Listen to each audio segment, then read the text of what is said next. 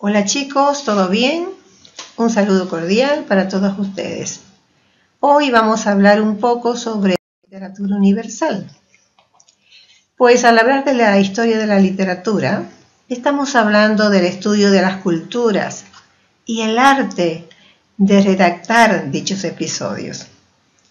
Cuando hablamos de la literatura contemporánea, nos estamos refiriendo a todos los escritores que surgen en el siglo XX y que perduran al inicio del siglo XXI, que es en el que vivimos actualmente, ¿no?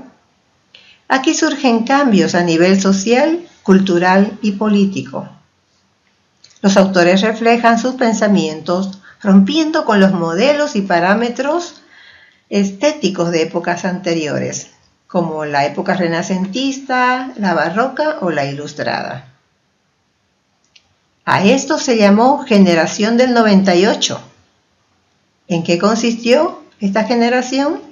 En un grupo de escritores, ensayistas y poetas españoles que se vieron profundamente afectados por la crisis moral, política y social desencadenada en España por la derrota militar en la guerra hispano-estadounidense y la pérdida de Puerto Rico, Cuba y las Filipinas en el año 1898. Estos se denominaron como el año del desastre. Tenemos características. Entre las características podemos mencionar que reflejan una nueva visión del mundo, como el quiebre de costumbres y creencias tradicionales.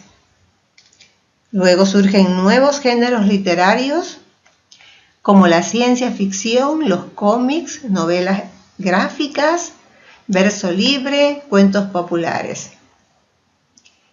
Se rompe el orden cronológico de los hechos, porque un relato puede empezar por el final o el final puede quedar abierto a la imaginación del lector. No existe un narrador omnisciente, es decir, aquel narrador que sabe lo que piensa y lo que siente el personaje, ¿no? Ya no hay. Los representantes de esta generación son autodidactas.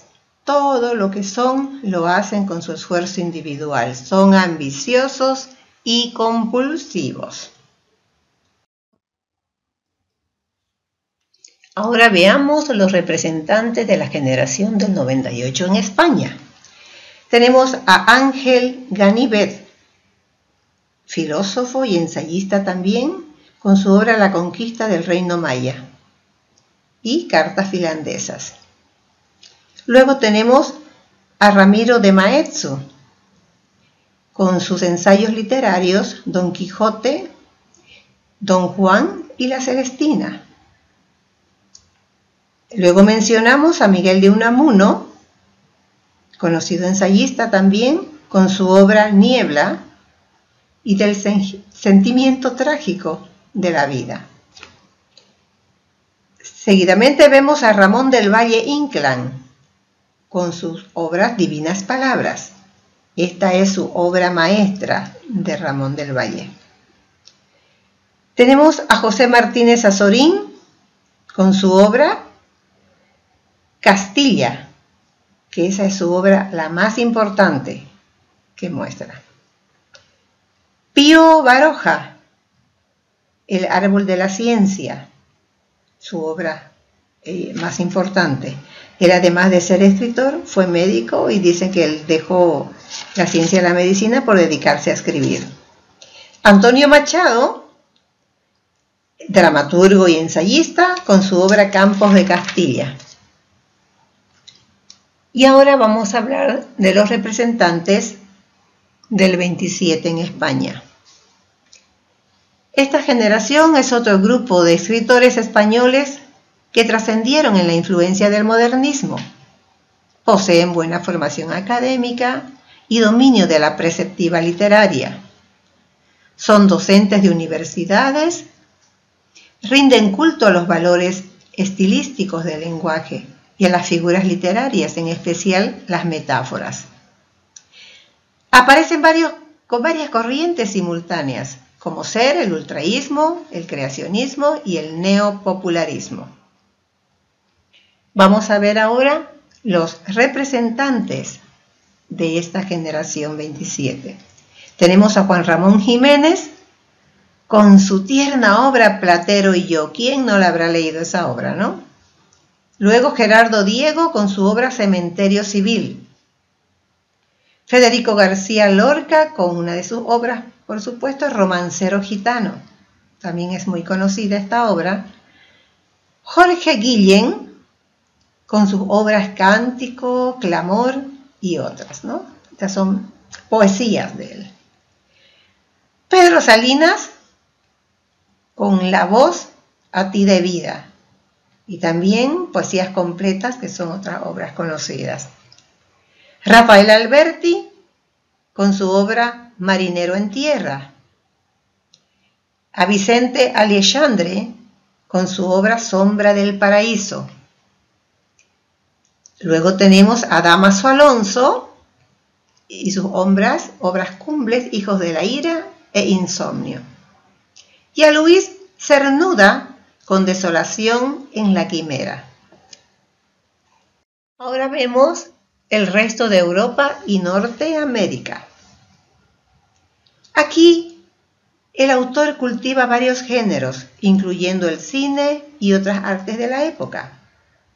La poesía se funde con otras artes, creando novedosas propuestas rítmicas y de composición.